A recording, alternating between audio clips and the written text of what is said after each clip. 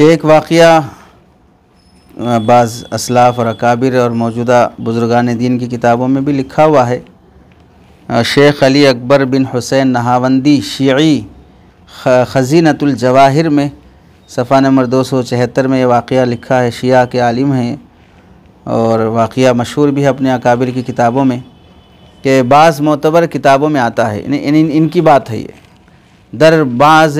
दरबाज़ अज़ कुतुब मोतबरा अस्त के वक्त हज़रत यूसुफ़ दर ज़माने सल्तनतश दर कसर ख़ुद नशिश तबूद दीद जवाने बालिबास हाय कोहना व चरक अज़ पाए कसर और उबूर नमूद। तो आगे ऐसे ही इबारत है। ख़ुलासा इसका है कि बाज़ मोतबर किताबों में आता है कि हज़रत यूसुफ़ अलैहिस्सलाम ज़माने सल्तनत में अपने महल में बैठे हुए थे। इस दौरान एक नौजवान को देखा जो महल के नीचे रास्ते से गुज़र रहा था, जिसके कपड़े गंदे और बोसीदा थे। हज़रत जिब्राईल अलैहिस्सलाम हज़रत यूसुफ़ अलैहिस्सलाम के पास थे। हज़रत जिब्राईल शरख़याब खिदमतश बूद अर्ज़ करद ए यूसुफ़ ई जमारा मी शनासी फरमुदंद अर्ज़ करद ई हमा तिफ़ले अस्त के दर गहवारा बसुखन दर आमद व शहादत बतहारत ज़ैल तू अज़ लो से इसियाँ दाद।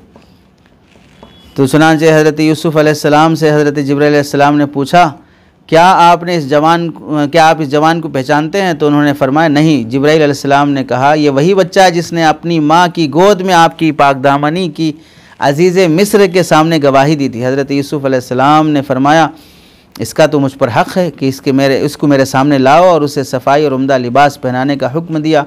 उसके लिए माल में से एक वजीफ़ा मुस्तकिल तौर पर मुकर्रर फरमाया। उसका खूब एज़ाज़ और इकराम किया। हज़रत जिब्राईल अलैहिस्सलाम इस अमल को देखकर मुस्कुराए। हज़रत यूसुफ़ अलैहिस्सलाम ने पूछा, ए मेरे भाई जिब्राईल, क्या मैंने इस नौजवान के साथ एहसान में कमी की है कि तुम मुस्कुराए?